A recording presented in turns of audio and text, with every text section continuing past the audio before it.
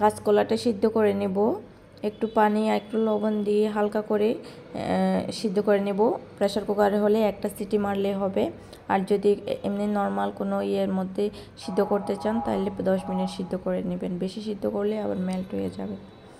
আমি একটা তাওয়ার মধ্যে মাছটা ভেজে নেওয়ার জন্য একটু তেল দিয়েছি। তাওয়াটা গরম হয়ে আসার পরে আমি মাছটা দিয়েছি। একটু তেল, হলুদ আর লবণ দিয়ে আগে থেকে ম্যারিনেশন করে রেখেছি। তাওয়াতে যদি ভাজেন তাহলে অনেকটা তেলটা কম লাগে, তাই তাওয়াতে ভাজার ট্রাই করবেন। দেখতে পাচ্ছেন 2 পাশে লাল লাল করে ভেজে নিয়েছি। অন্য পাত্রে আমি পরিমাণ মতো তেল দিয়ে নিচ্ছি। আবার চিকন জিরা বাগার দিয়েছি যাতে সুন্দর ফ্লেভার আসে। 2টা কাঁচা লঙ্কা দিয়েছি। এটা মনে হবে তো সিম্পল রান্না, বাট এটা অনেক মজার।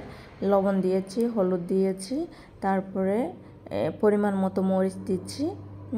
ঝালটা যে যার যার মতনই মানে দিতে পারবেন।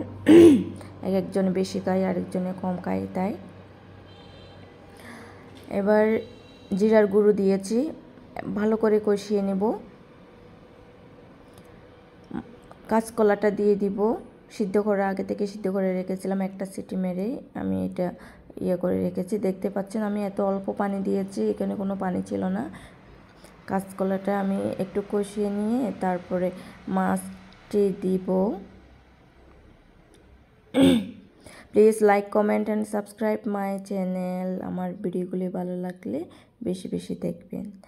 পরিমাণ মতো একটু পানি দিয়ে নিব। পানিটা ব্লক আসলে তারপর আমি গিয়ে মাছ ইউজ করব। না হয় ভাজা মাছ তো মানে এভাবে ব্লক আসলে দিলে তাহলে আপনার মানে টেস্টটা ভালো থাকে আর কি। দিয়ে দিয়েছি আমি মাছটি দিয়েই এখন ঢেকে দিব। চুলার আঁচটা বাড়িয়ে দিতে হবে পর্যায়ে। এভাবেই যখন হয়ে আসবে তখন কাঁচা মরিচটা দিয়ে তারপরে 5 মিনিট রেখে চুলাটা বন্ধ করে দিতে হবে। দেখতেই পাচ্ছেন মানে ঝোলটা, বিশেষ করে ঝোলটা এত মজার হয়, মানে না খেলেই বুঝতে পারবেন না। অসম্ভব মজার একটা রেসিপি। বাসায় একবার ট্রাই করে দেখবেন।